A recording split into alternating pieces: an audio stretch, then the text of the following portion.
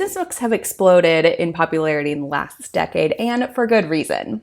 If you are looking to write a business book or a self-help book or a business adjacent book, this video is going to highlight the genre and really give you insight into what is working, what's not working, and how do we teach and inspire through the books we're writing. Hi, I'm Charlotte Chipperfield, and I am a story strategist that works with women, authors, and leaders to write and compose their stories to amplify them out into the world for positive change. I am a developmental editor, book coach, and an award-winning author, and today we're going to talk about how do you create a very powerful business book to not only promote your thought leadership, but to get out into the world if you're looking for speaking or consulting gigs or coaching, or just trying to help reshape the leadership industry as we move forward and design a world that is more inclusive and inspiring for everyone to participate. So writing a business book does offer more than just offering advice. There is a lot of nuance and details into the structure of how we bring our thought leadership and perspective into the world. So it demands that we are very clear on what it is we're trying to do and who it's for, that we do have a sense of credibility and authority, that we're clear on our intention for why we are writing our books ourselves, but also what it is that someone's going to gain. So we need to also have that deep understanding of who our reader is and what they're going to gain from reading the book.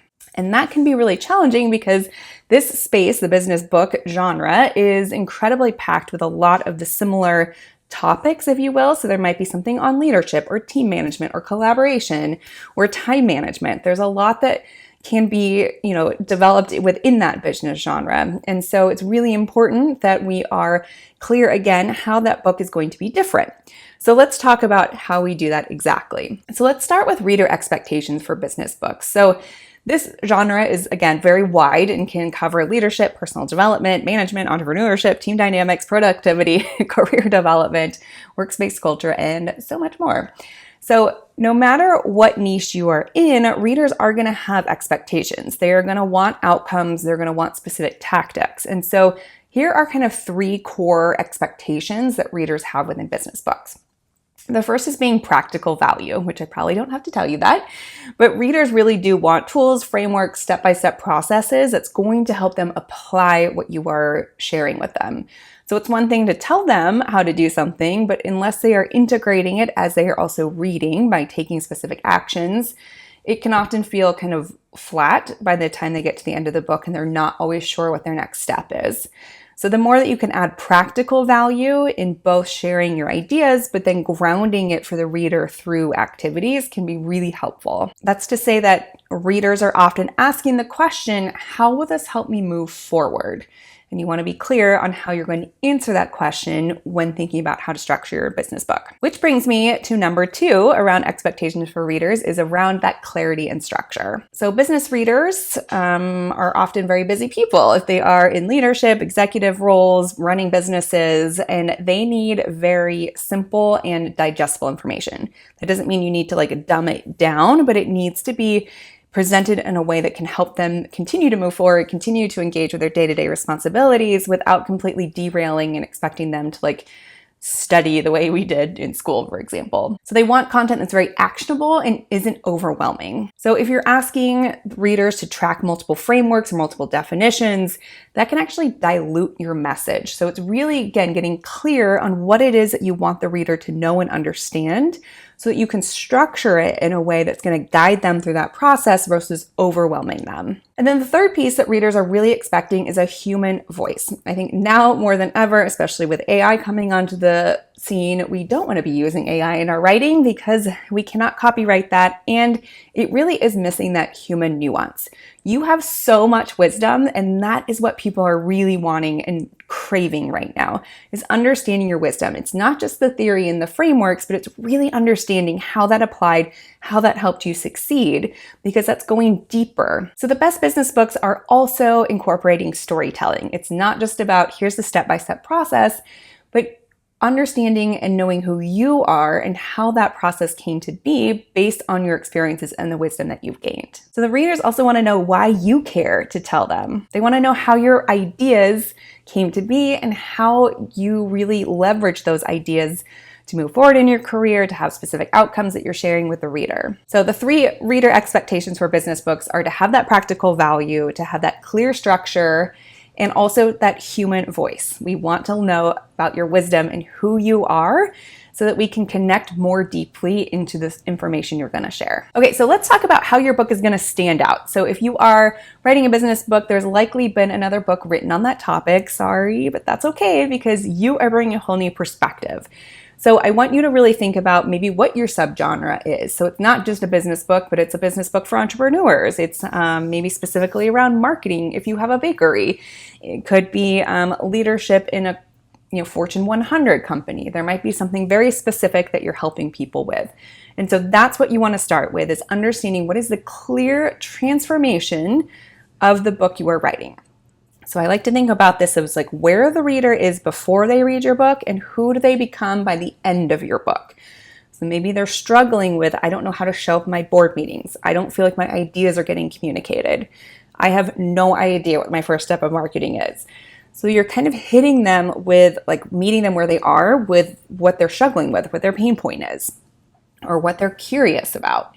And then you're going to take them on that journey to then be like, okay, you're going to know exactly what your first step in marketing is. You're going to know exactly how you're going to start leading meetings in the future so that your ideas are heard. So think of this about how your book is going to be a journey and what is the before and after experience for the reader. Second, I want you to really anchor your book on one core idea. So it's not about packing in all of your experience in business into one book. So it's about really leaning into where your expertise lies. So maybe there's one signature idea that you're exploring and guiding people through. Maybe it's that one core framework or just one central message. And that, again, could be that here's how to be the best board member in the world, or here's how to lead every meeting in the future to be efficient and successful. So all of your other ideas can support this, but you want that one core through line that everything is connected to, again, feeding into that before and after for the reader. And I know I mentioned this earlier, but the third thing to really think about when you're structuring your book is to use stories to teach your concepts and your ideas. So you have lived this, you have likely experienced it, you've probably been in the reader's shoes and gone through this journey, and you're trying to make it easier for them. That's probably why you're writing this book. So think about what are some of those stories and those moments that may have shifted or challenged your perspective that resulted in you going through this journey. So those could be personal stories and moments of your own leadership journey. It could be conversations with past clients, with bosses. Obviously, we're not trying to throw anyone under the bus, but we are trying to communicate like, hey, I was in this meeting this one time and I did not feel seen, heard, or understood. And so I went back and got some feedback and blah, blah, blah. You can go on to be like, now I'm heard in every meeting.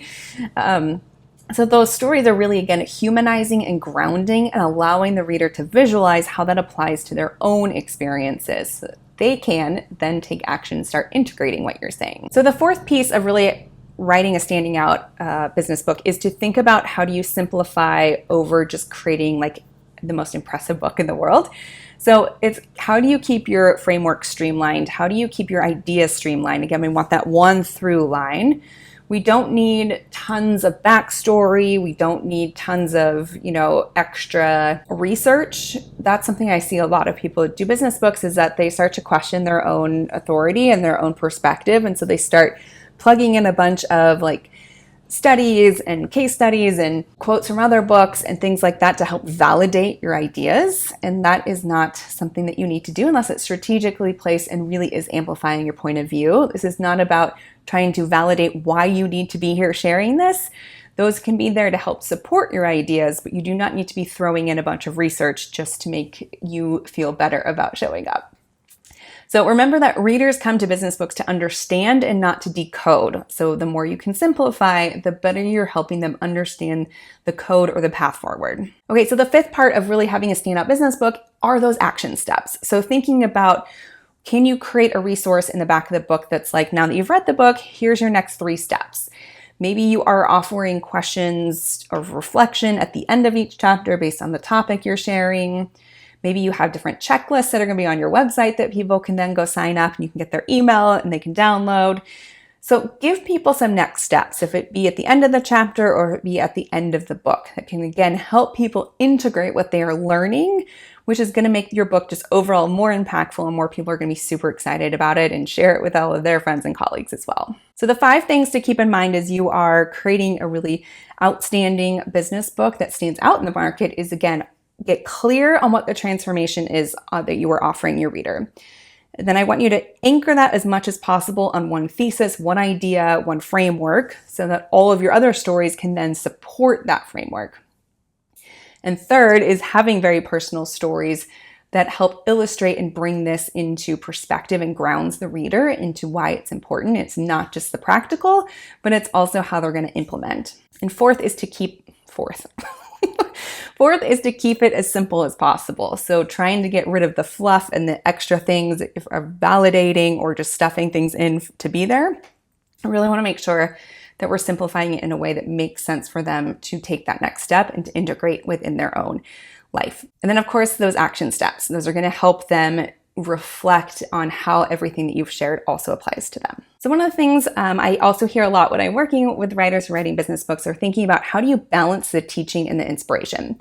So some writers will lean a little bit more heavy on the instruction, where others are a little bit more on the storytelling. And I would say that a successful business book does both. Like there's a balance of being able to say, here's the instruction, here's what you need to know, here's some research to support it, but also let me tell you about my experience of this. When those two things come together, it's the most powerful because we're connecting on that with that reader on an emotional level. And that is what keeps people engaged and wanting to understand the solution that you're going to provide. So one of my favorite parts of editing and coaching and working with authors on business books is really witnessing how unique everyone's voice is and their perspective. So again, this is a very saturated genre, but there is a lot of room and availability, especially if you're a woman leading in this world. You have so much lived experience, your observations, your failures, your successes, your insights, all of that is so valuable for someone else who might be a couple steps behind you on the path. So your perspective is important, and if you are considering writing a business book, I hope this video has been helpful for you. If you are interested in working with me one-on-one, you can book a call below and we can chat through your ideas and where you might need most support. And remember that your book can be a catalyst someone needs to finally make a change in their business or their life. So thank you so much for being here, and I will see you in the next video.